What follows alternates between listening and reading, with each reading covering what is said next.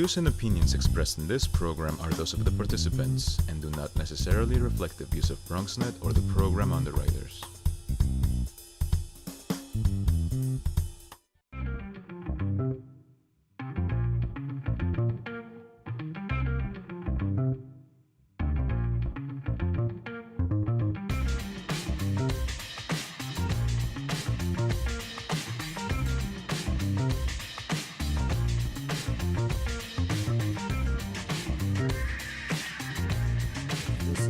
BronxNet's program, where we take an inside look at journalists and writers and photographers and videographers, anybody who puts out media in the Bronx, and give you some insight as to what they're thinking about, what goes into some of the stories that they're writing, and also providing kind of general information about important topics in the Bronx. Two really good guests tonight, and we'll start off with our buddy Jarret Murphy, who is the editor of City Limits. Nice to have you with us, Jarret.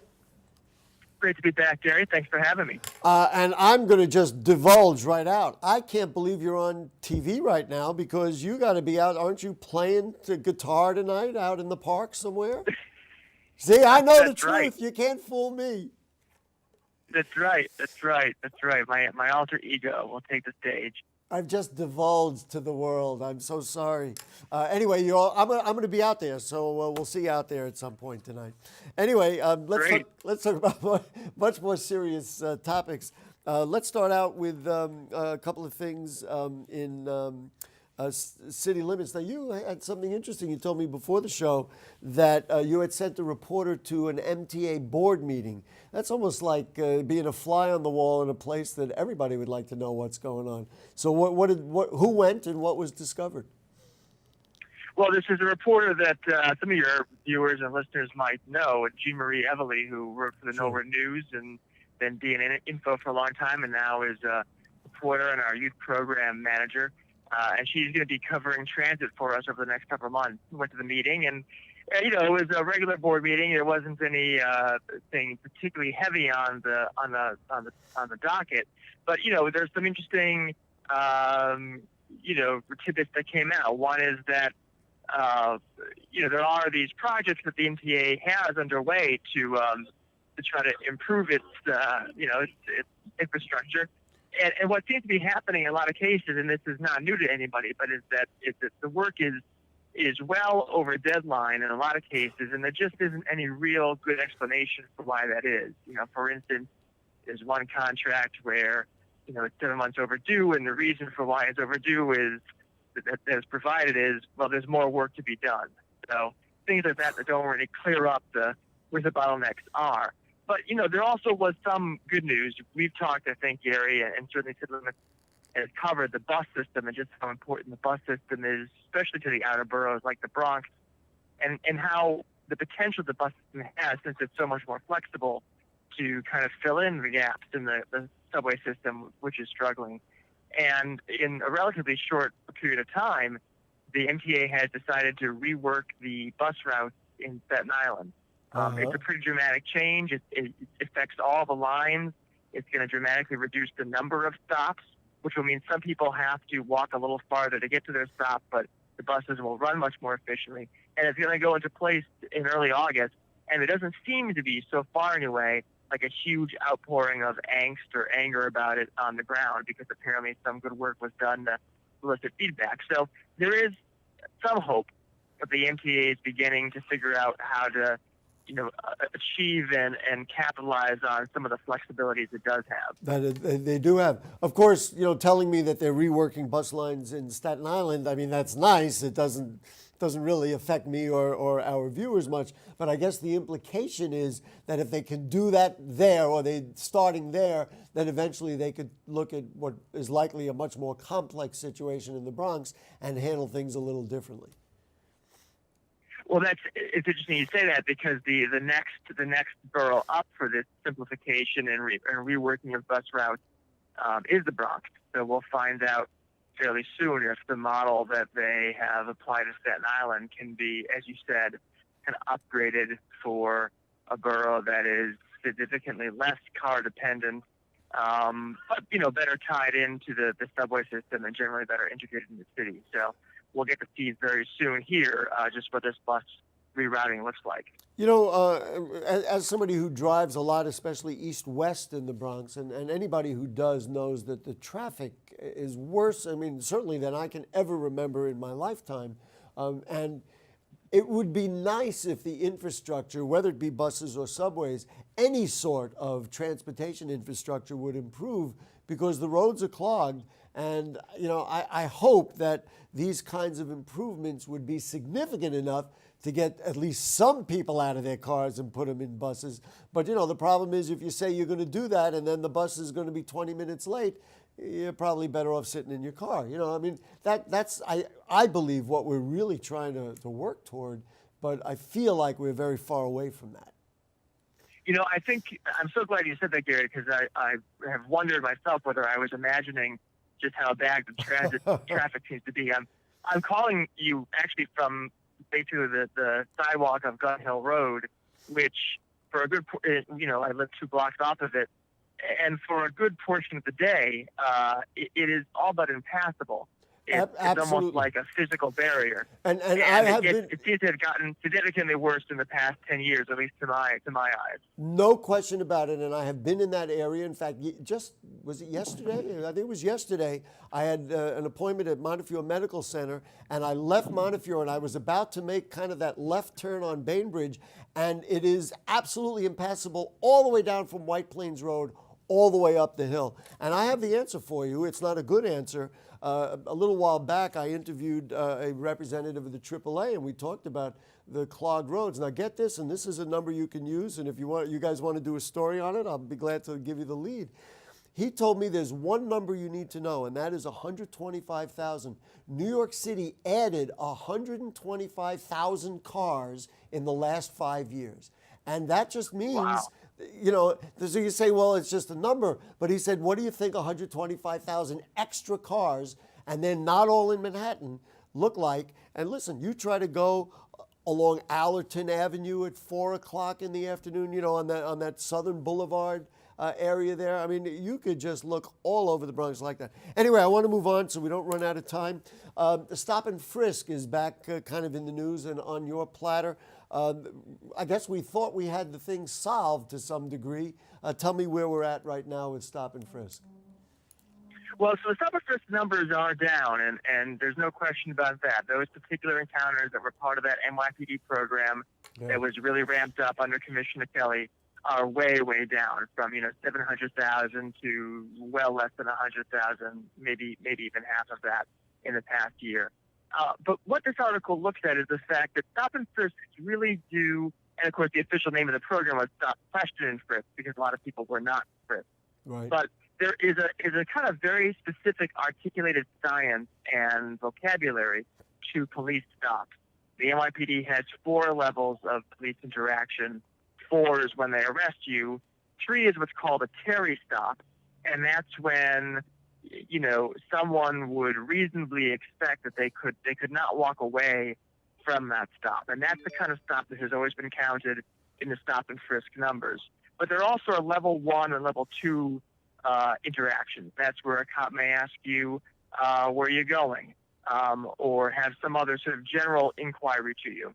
And it's an interesting case because to a police officer, that seems like a very low-level stop, just a casual question perhaps. But to someone who's encountering them, they may not feel they have the right not to answer. They may not feel that they can walk away. And this is something that advocates are now worried about, that, first of all, this will be a problem anyway, just because this number of stops does exist. And, there's no way of keeping track of how much interaction there is. But it also is, there's a gray area between what constitutes a level 2 and level 3 stop, so that stops that you might consider level 3 might be miscategorized, and so that could mess up the counting of just how much stop and frisk has dropped. And police officers, though, yeah, go ahead. Obviously they would say, like, look, like, this is part of everyday job. We can't stop and fill out a form every time we ask someone a casual question, trying to keep an eye on what's going on in the street. So it is not a totally simplistic issue, but it is one that I think you're going to hear more about in the next few months. And I'm guessing you're going to hear more about it, and this is just an assumption, we understand that the same people who are concerned about being, quote unquote, targeted through the original stop and frisk policies are going to get kind of caught up in this level, and that is going to have to be sorted out. I think I wouldn't be totally wrong for predicting that might happen. Yes, no, I think that's certainly a concern. Yeah. Good. Last topic for us today before we run out of time. You and your folks did a study of the fundraising for IDC members or former IDC members, that's the Independent Democratic Conference, who are being challenged. What discoveries did you make from that study of their fundraising as they approach the primaries that will be in the fall? Right. Well, there are of the 6 IDC members in the city, 5 of them, I believe, do face Democratic challengers, and you got about a minute, Jarret. So go ahead. Right. Money's going to be a big part of that picture. In New York State, you kind of fly blind because the reporting is so infrequent. So we really won't know till early July how much people have. But so far, it appears as though only Robert Jackson challenging Senator Marisol Alcantara in Inwood, Washington Heights, really has any substantial financial effort to challenge her. The other candidates who are challenging Jeff Klein, Diane Savino, Jesse Hamilton are trailing far behind. And also obviously the Democratic establishment has now consolidated behind the IDC. So this remains one of the questions, whether these will be real races or not, whether the anti-IDC fervor will sustain them. One of the things we'll be watching closely, as well as those numbers that come out in July about how much money everyone still has. And listen, the money might or might not translate directly into votes. We certainly know that it often does. But this will, be studied into the future, and I would like to recommend to all of our viewers that you check out citylimits.org, because that way you'll be able to keep track of this, and all the other very important topics that they take care of in the city. Jarret, we're going to let you go. Take a little nap before you got to go out there and play some rock and roll and country blues, and we'll look forward to seeing you out there. So for folks who don't know, it's at Fort Independence Park, and it's Thursday night. And Jarret and his band, I'm sorry, I'm telling all the secrets, are going to be out there, and I'll be out there too to say hello. So, Jarret, thanks for your time, and we'll see you around town. Keep rocking, Gary. Thanks. All right, we will.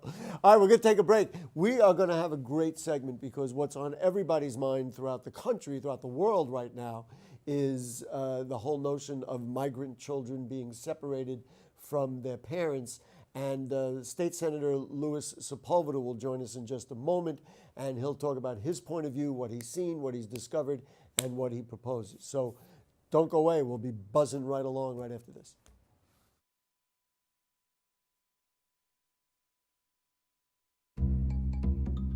Sure, I look cute now, but when my owner lost his job, it was rough. I was living on the street, and one night, me and this Cocker Spaniel got into it so bad, I wound up looking like an ice cream cone. I cried a little bit, but thankfully I got rescued, so I'm running, I'm jumping, all back to my old self, and I'm ready to give unconditional love, even if you put a lampshade on my head.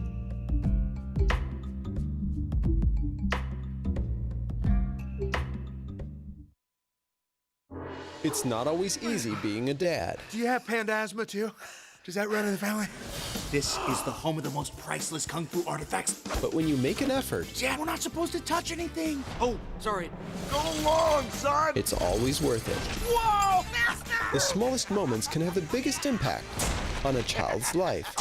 Take time to be a dad today. I am gonna get you. I'm gonna get you. Call 877-4DAD-411 or visit fatherhood.gov to learn more.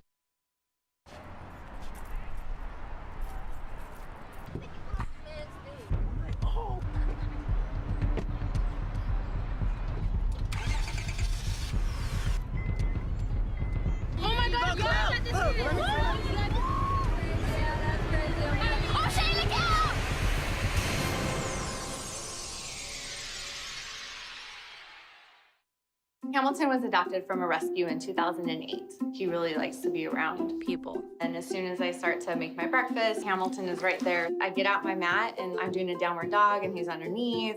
He's quite the pug about town. He gets invited to a lot of parties. He knows he's a pretty big deal. I mean, look at this little face. How could you not love him?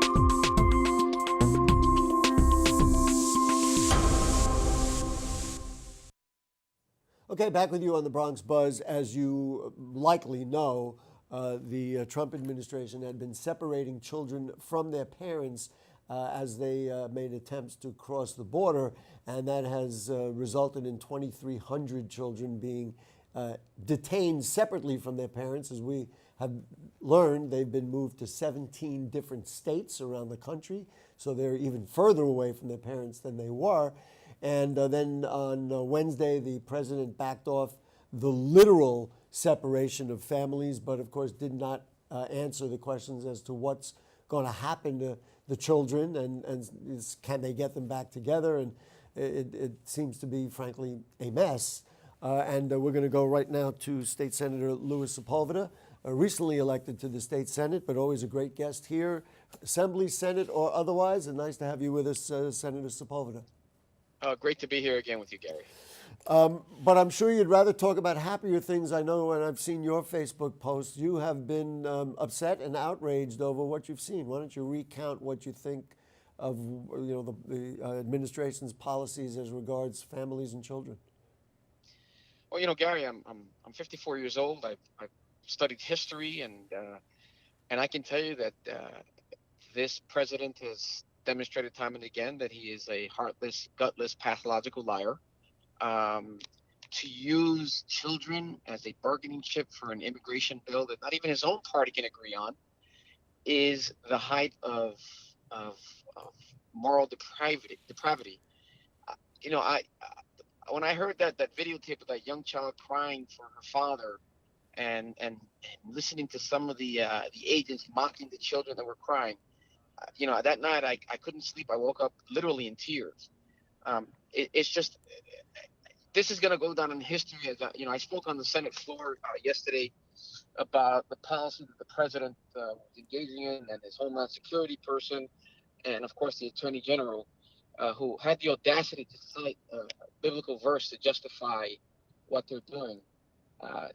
This is as awful as it's gotten, and if this doesn't motivate America in the midterms and in the upcoming presidential elections to get rid of this scoundrel, this god-awful person, I don't know what will. Yeah, I mean, you've articulated what I know a lot of people do feel. Maybe not everybody agrees. At this point, it's been reported that, and I don't know the exact numbers, but hundreds of them have been brought to New York State, in particular at a couple of locations which have not been said aloud in the borough of the Bronx. And then Governor Cuomo came out and talked about what the state of New York plans to do and what the state's attitude is. So maybe you could characterize what the governor's thoughts are and then what the dialogue is like in the New York State Senate. And of course, the State Senate, let's not pretend there are many Republicans in the Senate. Be curious to get a sense from you what's out there. Well, I think, between us colleagues, there is some moral outrage among some of our members. But something interesting happened yesterday. Senator Gustavo Rivera, who's a senator from the Bronx, voted a resolution praising immigrant history and immigrants to this country. And I took the occasion to talk about what was happening at the federal level. and blasted the president, blasted those who are supporting this policy, and the floor leader of the Senate basically tried to shut me up.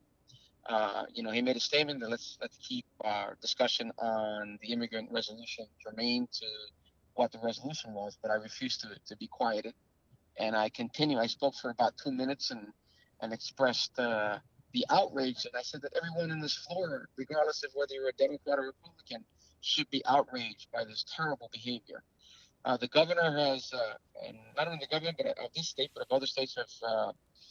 Even Republican governors have refused to participate or accept some of these kids. Or the governor and some other states are bringing a lawsuit, primarily based on due process rights of children and parents, and what due process steps have to take place in order for you to remove a child from their parent.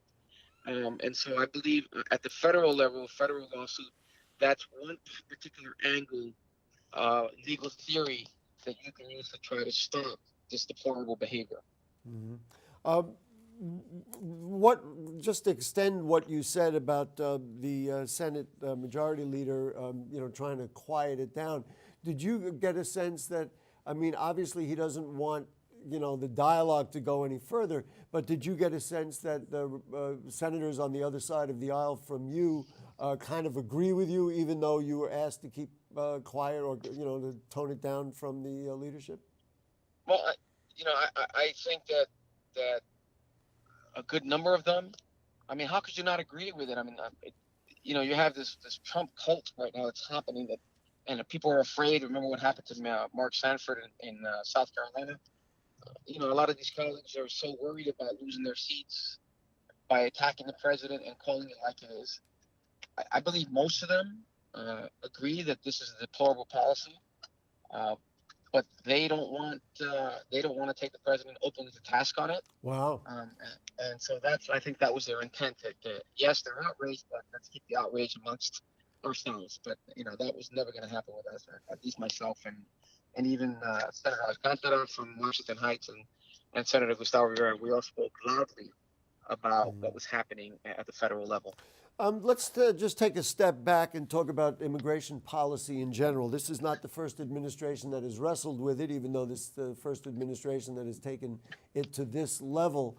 The foundation for the justification for this is that immigration is hurting America. The open borders absolutely have to be shut closed, other than a very rigid due process, and that's what they're putting out. The president said it just the other day. Opioid dealers and gang members are flooding through our borders unchecked. Well, do you buy that? No, the real foundation for this president and these super conservative Tea Party members is xenophobia and racism. When they talk about MS-13 and drug dealers and all that stuff, the reality is that these individuals that are trying to come in under this policy are people that are seeking asylum, people from Guatemala and Honduras that are afraid of death squads, and this has been established and proven. These individuals that are coming and commit crimes at a rate far less than citizens of the United States. This is the president scapegoating, giving red meat to his base, because this is what they want to believe, despite the fact that the facts demonstrate the opposite. This is how they justify this sickness that they have, their anti-immigration policies, because the reality is that that people that come seeking asylum here, they have ports of entry that they can go to, but now the federal government has blocked those ports of entry, have created barriers where people, pregnant women, children, have to spend days there trying to get access the right way. So you create an environment where you can't get access for asylum, and then you want to prosecute them because they have no other way. There is no justification for this. The numbers don't bear them out. They don't commit crimes at large. Look, you have criminals in this country that sell drugs and commit heinous crimes. Are we going to deport them? So let's call it what it is. It's pure, unadulterated racism. A lot of people are talking about the future of these children. My thought is that you are basically taking these children and essentially developing potentially into exactly what you claim to be preventing, because children who are abused in this manner as youngsters end up being drug dealers, end up in gangs, end up without families, end up without homes, becoming wards of the state, et cetera, et cetera, et cetera. It seems to me what's being created here is a legion of young people who are going to do the exact same thing that they claim to be preventing the rest of the country from. Do I have that right? Are you by that? Well, I mean, absolutely to some degree, but you've had professional psychotherapists, child psychologists that have opined about the long-lasting impact of this separation policy that will have on children.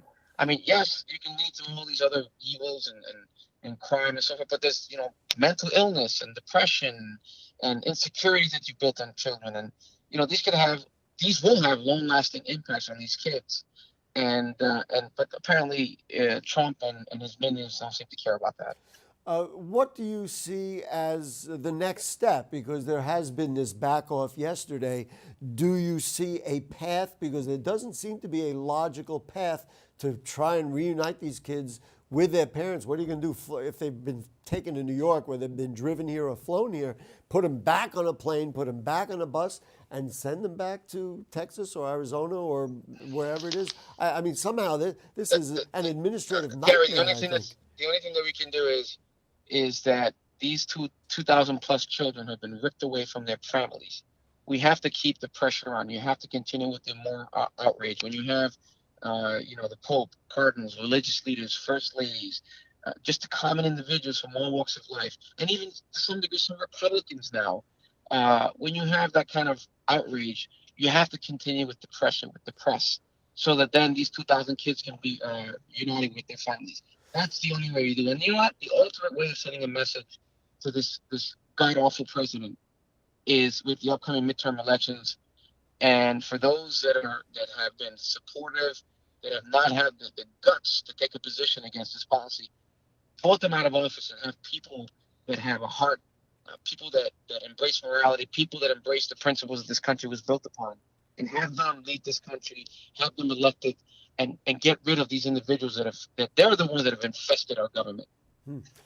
Strong words, Senator. We appreciate your time this evening, and we'll see you around town, I'm sure. And as things develop, we always look forward to hearing what you have to say. All right. Thank you so much, Gary. You have a good day. No problem. You too. All right. So there you go. That is the Bronx Buzz. I wish I could give you good news about some of those children, but you heard what the senator said, and who knows? What can I tell you? That will do it for us on the Bronx Buzz. We will see you next time, and keep buzzing right along in the Bronx.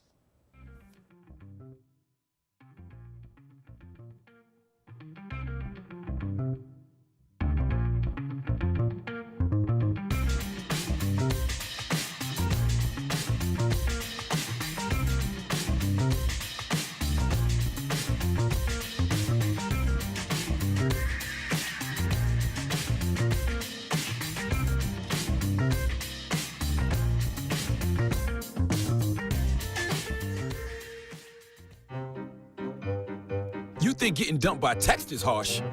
Try getting dumped by a tennis ball. My ex-owner drove me out to the woods, yelled fetch, and by the time I brought the ball back, he was gone. Yeah, I was pissed. But the folks at the shelter helped me let go of my anger. I learned coping skills, like taking it to the hole. Boom! Now I'm ready to fetch again. But how about I throw and you run and get it?